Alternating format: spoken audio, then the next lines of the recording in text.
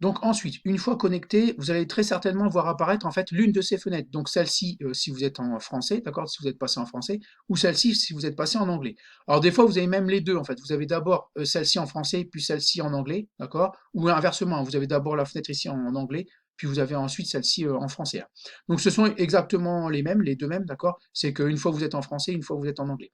Alors, en fait, ces fenêtres-là, pourquoi elles s'ouvrent? En fait, tout simplement parce qu'on a tous utilisé en fait le même code le même compte pour se connecter à App Inventor. Donc là, c'est ce qu'il est en train de vous dire.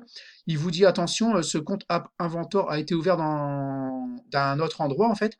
Donc en fait, il est en train de vous dire que plusieurs personnes utilisent le même compte. Donc ça, c'est tout à fait normal puisqu'on est en classe, hein. Donc on a bien en fait tous tapé en fait le même code. Donc on utilise tous le même compte App Inventor. Donc on peut continuer à l'utiliser, il n'y a pas de souci, hein, mais vous allez très certainement voir apparaître ces fenêtres-là.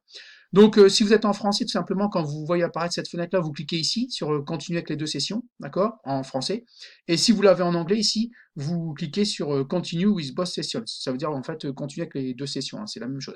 D'accord. Donc, quand vous avez trois boutons ici, vous cliquez sur le troisième ici, d'accord, celui-là en français et celui-là en anglais. Donc, encore une fois, vous verrez apparaître ce message soit en français, soit en anglais, soit les deux, d'accord. Vous verrez d'abord en français, puis en anglais ou inversement, d'accord.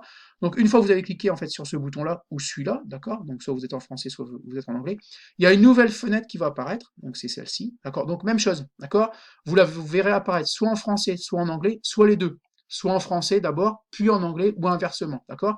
Donc là, ici, comme vous avez cliqué sur le dernier bouton quand vous avez trois boutons, donc celui-là et celui-là, ici, vous cliquez sur le premier. Donc là, il n'y en aura plus trois, mais il y en aura deux, d'accord. Donc il y en aura deux. Donc vous cliquez sur le premier ici, donc continuer avec les sessions multiples ou ici, continue with multiple sessions. D'accord?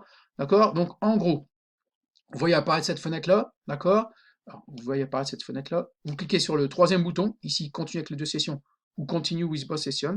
Et ensuite, vous cliquez sur le premier bouton, continue avec les sessions multiples, continue with multiple sessions. D'accord? Donc, et puis après, vous pourrez reprendre votre travail. Vous pourrez continuer votre travail avec les vidéos qui vont suivre.